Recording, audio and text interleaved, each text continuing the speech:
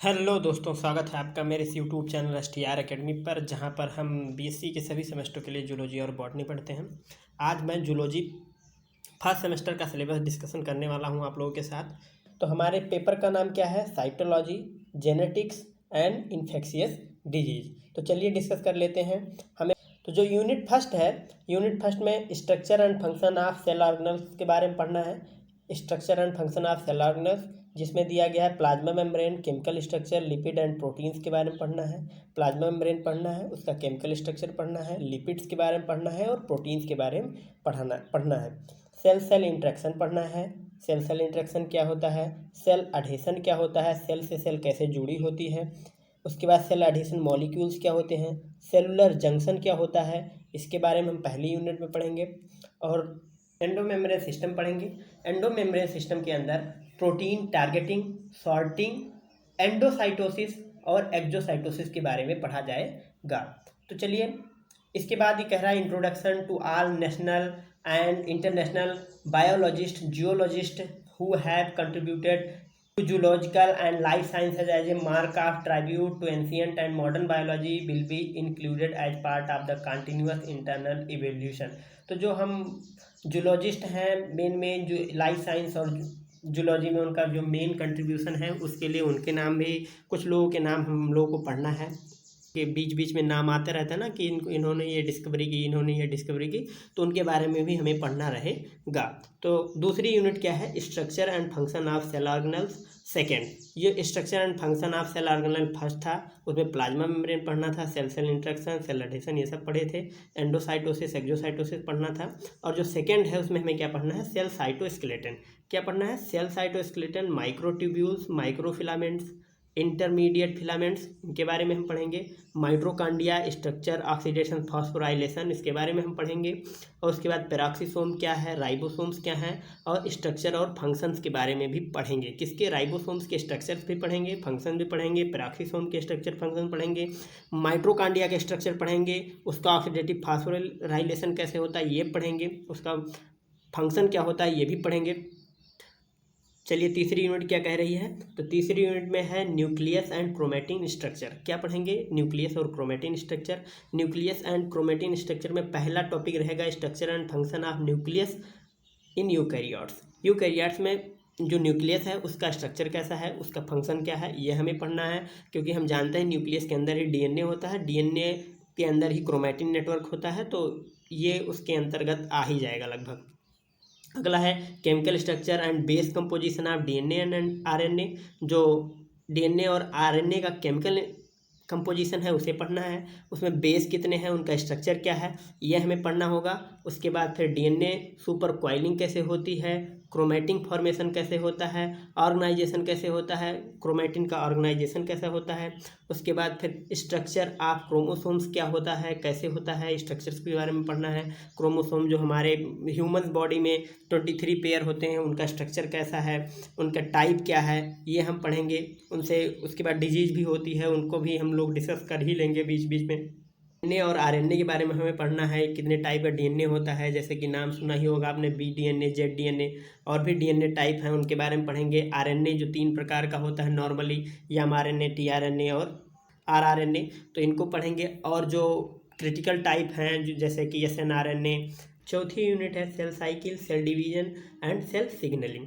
अब हम चौथी यूनिट में सेल डिवीजन के बारे में पढ़ेंगे। मियोसिस और माइटोसिस कैसे होती है, क्यों होती है, मियोसिस और माइटोसिस में अंतर क्या है, इसके बारे में हम जानेंगे, डिफरेंस निकालेंगे। उसके बाद cell cycle, its regulation, apoptosis. Apoptosis ऐसी प्रोसेस है जिसमें सेल की डेथ होती है। सेल की डेथ कैसे होती है, सेल कैसे फैगोसाइट की जाती है, कैसे सेल ख़त्म होती है बॉडी से, इसको भी हम पढ़ेंगे। उसके बाद फिर सिग्नल ट्रांसडक्शन कैसे होता है, कैसे सिग्नल हमारी सेल्स के पास जाता है। उसके बाद फिर कैसे सेल से सिग्नल माइंड तक जाता है, इसको भी पढ़ा जाएगा। उसके बाद इंट्रासेलुलर सिग्नलिंग, सेल के अंदर कैसे सिग्नलिंग होती है, जैसे कि न्यूक्लियस से सिग्नल कैसे माइटोकॉन्ड्रिया के पास जा रहा है, माइटोकॉन्ड्रिया से एंडोप्लाज्मिक रेटिकुलम के पास कैसे जा रहा है, प्लाज्मा मेम्ब्रेन पे सिग्नल कैसे काम कर रहा है, ये सब चीज़ें हमें इसी यूनिट में देखना है। सेल सरफेस रिसेप्टर के बारे में हम पढ़ेंगे कि सेल की सरफेस कैसे रिसेप्टर होते हैं, वो कैसे इन्फॉर्मेशन एक्सेप्ट कर रहे हैं, कैसे इन्फॉर्मेशन भेज रहे हैं, इसके बारे में पढ़ा जाएगा। उसके बाद वाया जी प्रोटीन लिंक्ड रिसेप्टर, जो सरफेस रिसेप्टर है वो जी प्रोटीन लिंक्ड रिसेप्टर्स होते हैं, इनके बारे में हमें पढ़ना है। जी प्रोटीन रिसेप्टर्स क्या हैं, जैक स्टैट पाथवे क्या होता है, इसके बारे में हम पढ़ेंगे। और 5वीं यूनिट में हमें क्या पढ़ना है, मेंडलिज्म एंड सेक्स डिटर्मिनेशन। 5वीं यूनिट कह रही है मेंडलिज्म और सेक्स डिटर्मिनेशन के बारे में पढ़ने के लिए। तो पहला है बेसिक प्रिंसिपल ऑफ हेरिडिटी, आप लोगों ने 12th में ही पहले पढ़ लिया होगा मेंडलिज्म के बारे में, जिसमें बेसिक प्रिंसिपल ऑफ हेरिडिटी पढ़ना है, मेंडल्स लॉ पढ़ना है, मोनोहाइब्रिड डाईहाइब्रिड क्रॉस के बारे में पढ़ा जाएगा। उसके बाद फिर कंप्लीट एंड इनकम्प्लीट डोमिनेंस के बारे में पढ़ा जाएगा।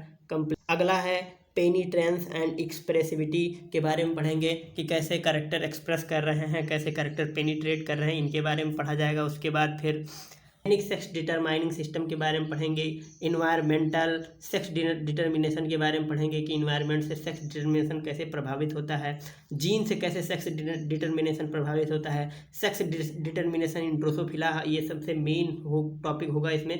सेक्स डिटर्मिनेशन इन ह्यूमंस, ये तो हमें पढ़ना ही पढ़ना है। Linked characteristics and dosages of compensation, उसके बारे में पढ़ा, जो भी सेक्स लिंक्ड कैरेक्टरिस्टिक्स हैं जैसे कि hormonal change, body shape change, जो भी कुछ होता है सेक्स लिंक्ड कैरेक्टरिस्टिक्स होते हैं, उनके बारे में हम इसी यूनिट में पढ़ेंगे 5वीं यूनिट में। 6ठे यूनिट में हम पढ़ेंगे एक्सटेंशन ऑफ मेंडलिज्म। मेंडलिज्म किन किन रीजन्स में लागू होना बंद हो गया या फिर उसके रिजल्टेंट जो आते थे वो पहले अब नहीं आने लगे। उसके बाद हमें पढ़ना जीन एंड इन्वायरमेंट पढ़ना है, जीन पढ़ना है, उसके बाद उसका इन्वायरमेंट पढ़ना है। एक्सटेंशन ऑफ मेंडलिज्म में मल्टीपल एलील्स के बारे में पढ़ना है, उसके बाद जीन इंटरेक्शन के बारे में पढ़ना है। फिर interaction between sex and heredity के बारे में पढ़ेंगे, सेक्स इन्फ्लुएंस लिमिटेड कैरेक्टरिस्टिक्स के बारे में पढ़ा जाएगा। ऐसे कैरेक्टर्स जो सेक्स से इन्फ्लुएंस होते हैं और ऐसे कैरेक्टर्स जो हेरिडिटरी होते हैं और जो मेंडल के रूल्स को फॉलो नहीं करते हैं, उनके बारे में हम इस यूनिट में पढ़ेंगे। उसके बाद पढ़ना है हमें साइटोप्लाज्मिक इनहेरिटेंस के बारे में, कैसे साइटोप्लाज्म से इनहेरिटेंस होता है। जो भी साइटोप्लाज्मिक कैरेक्टर्स होते हैं वो लगभग मदर के ही ऑफस्प्रिंग के अंदर होते हैं, क्योंकि ओवा में ही जो साइटोप्लाज्म होता है वो ओवा में ही होता है और जो स्पर्म होता है वो साइटोप्लाज्म लेकर नहीं आता है। तो जो भी किसी भी ऑफस्प्रिंग के अंदर जो भी साइटोप्लाज्मिक इनहेरिटेंस होगा वो मदर का इनहेरिटेंस रहता है, उसके बारे में हमें पढ़ना है। जेनेटिक मैटरनल इफेक्ट के बारे में पढ़ना है कि कैसे मदर का इफेक्ट होता है किसी ऑफस्प्रिंग पर। उसके बाद फिर हमें जीनोमिक इम्प्रिंटिंग एंटीसिपेशन, इसके बारे में हमें पढ़ना है। जीनोमिक इम्प्रिंटिंग कैसे होती है, एंटीसिपेशन क्या है।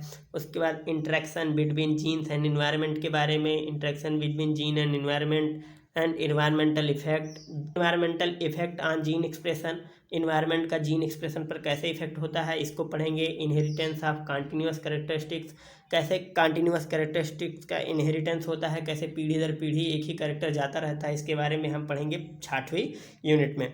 उसके बाद फिर 7वीं यूनिट क्या कह रही है, 7वीं यूनिट कह रही है human chromosome and pattern of inheritance के बारे में पढ़ा जाएगा।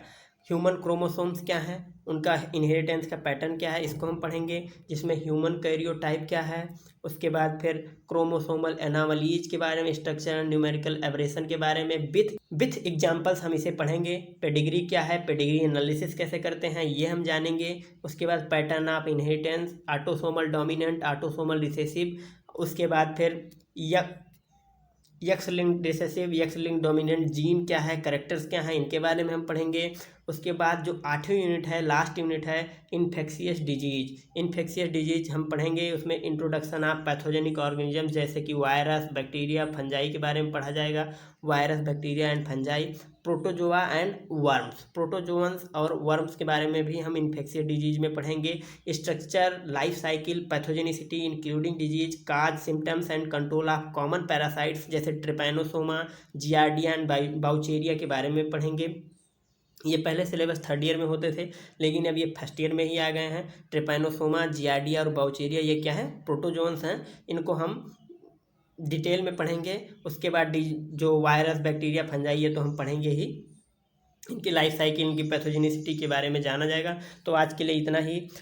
आपको हमारा वीडियो कैसा लगा, अगर आप हमारे चैनल पर नए हैं तो हमारे चैनल को सब्सक्राइब कीजिए क्योंकि बीएससी सेमेस्टर से रिलेटेड जूलॉजी और बॉटनी की वीडियोज इस चैनल पर आपको मिलते रहेंगे। धन्यवाद।